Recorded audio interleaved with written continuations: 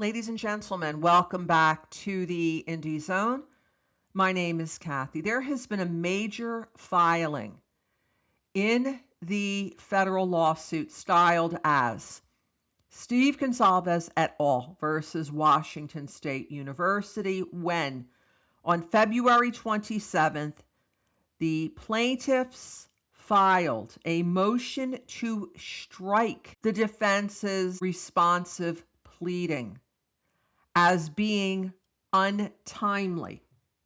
We've published several pages of this multiple page public record on our sister YouTube channel, and a link is included in the description to this podcast episode. The first argument for striking the defense's answer is that the plaintiffs are alleging that it was filed without leave, that means permission, of court in an untimely manner. What the plaintiffs are saying here is that the defense should have, but did not seek permission from the court to file this alleged late answer. The introduction section reads as follows: this court should strike defendant Washington State University's late and extremely deficient answer.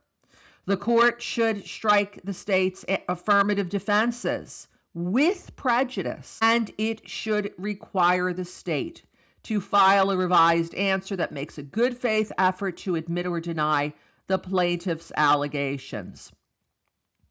As described below, the state filed its answer 8 days late without seeking leave of court. It claimed not to have sufficient information to respond to facts that are obviously true.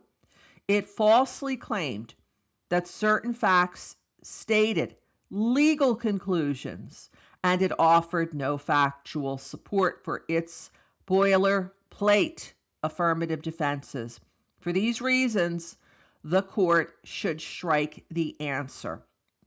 I'm going to leave you to read the reasons why the plaintiffs feel that these affirmative defenses were boilerplate, why the answers to the complaint did not properly, in a good faith effort, admit or deny plaintiffs' allegations, because that's ultimately a decision that the court's going to have to make, looking at the complaint, looking at the answer, and applying some discretion. However, the issue of whether or not the defense filed an untimely answer without leave of court, that's a matter that's on the record. It's governed by the Federal Rules of Civil Procedure. It is a black and white issue. There are no shades of gray. Either the answer was filed timely or it was filed untimely.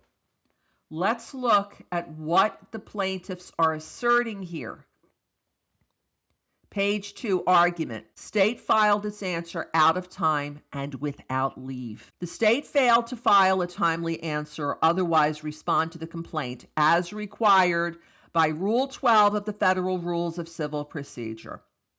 That, ladies and gentlemen, FRAP 12, is the procedural rule of practice that is promulgated by the United States Supreme Court that governs all of the civil actions in federal courts across the country. And 12 governs responsive pleadings or defensive motions to a complaint.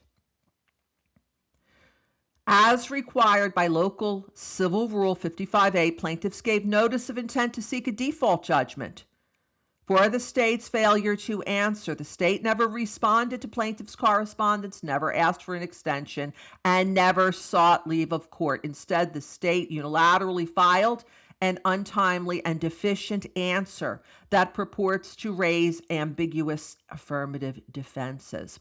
Plaintiffs filed their complaint on January 7th, 2026 in state court. See documents 1 and 2 of the docket, ladies and gentlemen. Plaintiffs served the complaint and summons on the same day. Document 1, item number 3.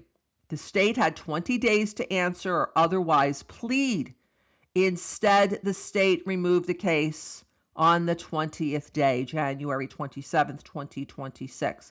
Document 1. Pursuant to FRCP, that's Federal Rule Civil Procedure 81, subsection C2C, the state was required to answer within 7 days of removal by February 3rd, 2026. But the state neither filed a timely answer nor sought an extension from plaintiff's counsel or this court. The state did file a motion to transfer venue on January 30th, 2026, but that motion did not claim to assert improper venue under Rule 12b-3. Rather, the state brought a motion to transfer venue under 28 U.S.C. Section 1404A. And when you see U.S.C., that tells you that's United States Code. 28 United States Code, Section 1404A. That is a federal statute, ladies and gentlemen, which does not relieve the state of the need to answer. After the state failed to respond to the complaint, plaintiffs gave notice on February 5th, 2026, of their intent to seek a default judgment.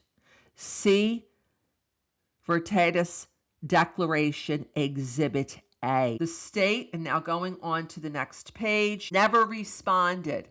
Instead, on February 11th, 2026, the state filed its untimely answer. This court should strike that late answer.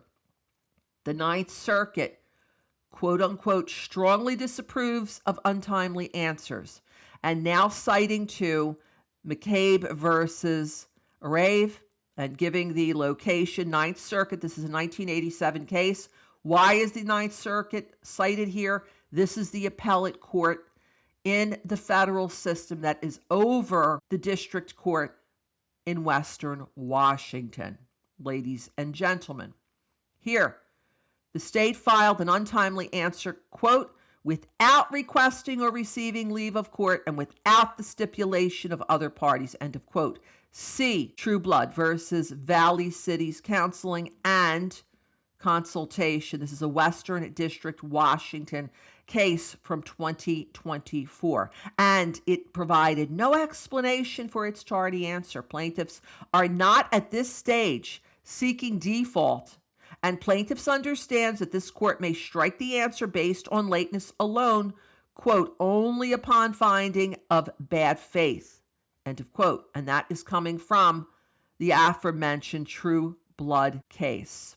But as of now, the state has provided no explanation for the timing of its answer, and as explained fully below, the state's answer reflects a bad faith effort to respond to the plaintiff's complaint. And if you go on and look at page number 3, at about the middle part of the page, it begins with Section 2, the state failed to answer the allegations in good faith.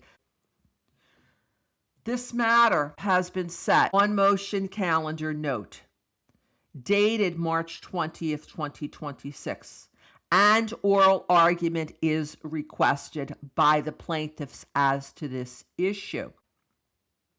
We will continue to keep you posted as further developments arise. Until next time, this is Kathy. Thank you for joining us here today.